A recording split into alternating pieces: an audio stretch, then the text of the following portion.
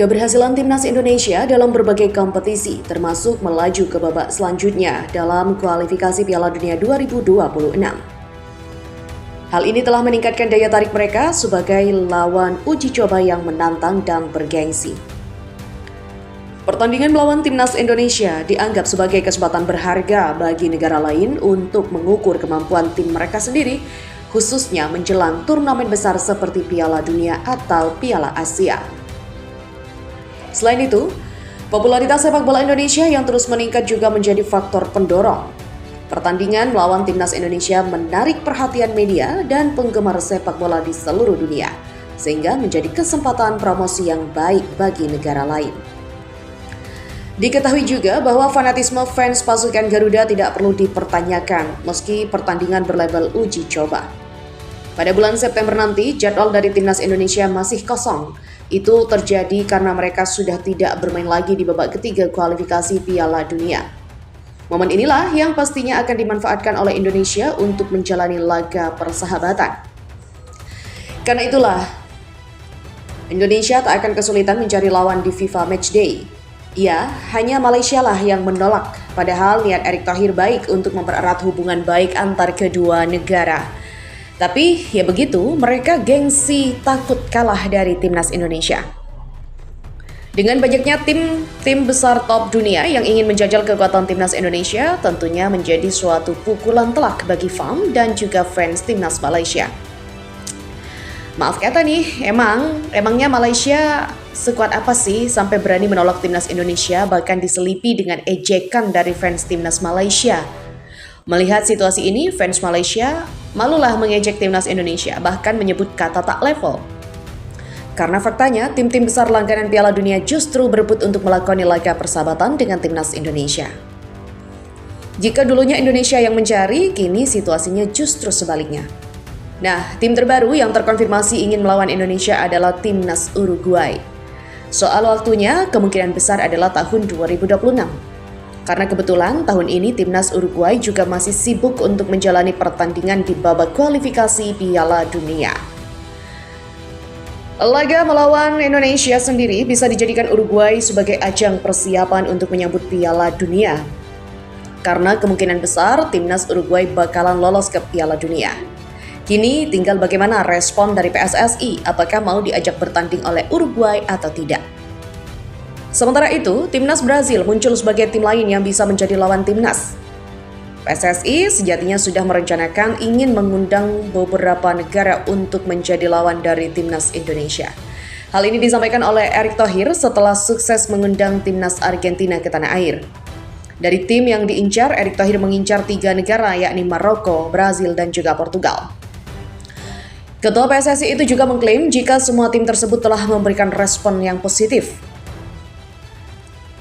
Saya sudah kontak dan dapat respon positif dari Maroko, Brazil, dan Portugal. Tapi kami hanya pilih salah satu lawan setiap tahun. Kalau kami melawan tim seperti mereka terus, kapan Indonesia naik rankingnya? Ini sebuah kehormatan bagi kami. Artinya pertandingan besar seperti ini hanya bisa dilakukan sekali. FIFA Matchday akan diisi untuk memperbaiki ranking. Ini bagian untuk membangun mental pemain Indonesia melawan pemain-pemain besar, kata Erick Thohir dikutip dari Tempo. Jika harus memilih, tampaknya Brazil menjadi tim yang cukup menarik. Alasannya adalah karena mereka menjadi tim tersukses di ajang Piala Dunia.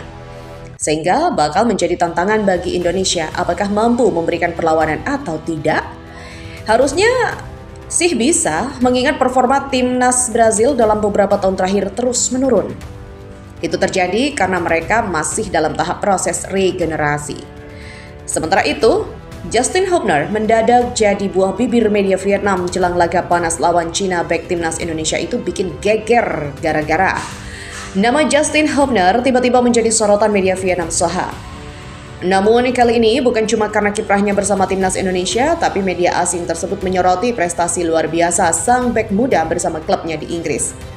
Dalam laporan terbarunya, Soha menuliskan dengan gamblang bahwa Justin Hubner baru saja dinobatkan sebagai pemain terbaik Wolverhampton Wanderers U21 untuk musim 2024-2025. Tak main-main, penghargaan itu diberikan langsung lewat hasil pemungutan suara internal tim yang menunjukkan betapa besar respek dan pengaruh Hubner di mata rekan-rekannya.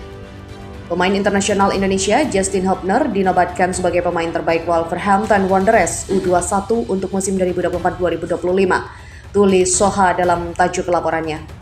Pemain Indonesia berusia 21 tahun Justin Hubner baru-baru ini berbagi kegembiraannya di Instagram pribadinya saat menerima gelar pemain terbaik musim ini yang dipilih oleh rekan satu timnya di U21 Wolverhampton Wanderers. Judulnya diputuskan melalui pemungutan suara internal dan Hubner memenangkan jumlah suara terbanyak. Lanjut mereka. Soha tak cuma menyoroti penghargaan personal tersebut, tetapi juga mencatat kontribusi impresif Hubner di lapangan. Berdasarkan data dari SofaScore, bek yang kini menjadi andalan lini belakang Garuda itu telah tampil dalam 16 pertandingan musim ini di dua ajang berbeda. Premier League 2 dan juga EFL Trophy Piala Liga Nasional Inggris. Bahkan Hubner dipercaya mengenakan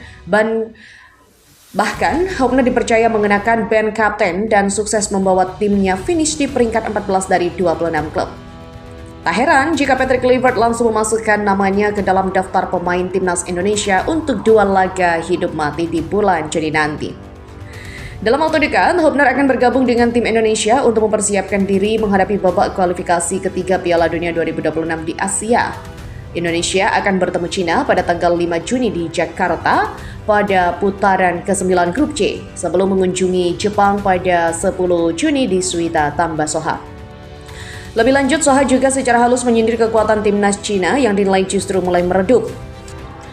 Dalam laporan mereka, Soha menyebutkan bahwa pers dan pengamat sepak bola di Cina sendiri mulai khawatir menghadapi timnas Indonesia.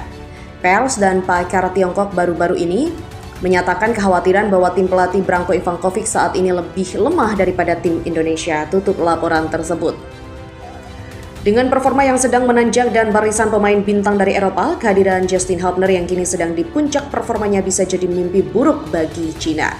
Kini tinggal bagaimana Kluivert dan anak asuhnya mengelola tekanan di lapangan karena ekspektasi publik Indonesia sangat tinggi. Lolos ke ronde keempat dan menembus sejarah baru di kualifikasi Piala Dunia 2026. Menjelang pertandingan krusial itu, pemain naturalisasi yang memperkuat timnas Indonesia menjadi sorotan.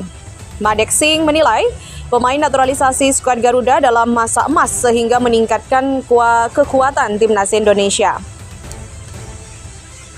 Sebagian besar pemain Indonesia yang dinaturalisasi berusia sekitar 26 tahun, yang merupakan periode emas dalam karir olahraga mereka, ujar Madek Singh dilansir dari Sohu.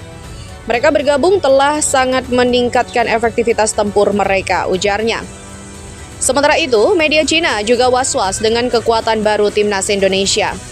Sohu mengungkapkan keberadaan para pemain naturalisasi di skuad Garuda dengan menyebut mereka sebagai tentara besi dalam judul beritanya. Sebagian besar pemain tersebut berasal dari pembinaan pemain muda Eropa seperti Belanda, Belgia, Spanyol, dan sejumlah negara lainnya, tulis Sohu. Sohu juga mencatat bahwa para pemain naturalisasi tersebut memiliki kualitas individu yang sangat baik dan jauh melampaui pemain lokal. Hal ini menurut mereka membuat timnas Indonesia tampil seperti tim dengan taktik tentara asing. Mereka memiliki kualitas individu yang sangat baik, jauh mengungguli pemain lokal, membuat tim Indonesia berpenampilan taktik tentara asing.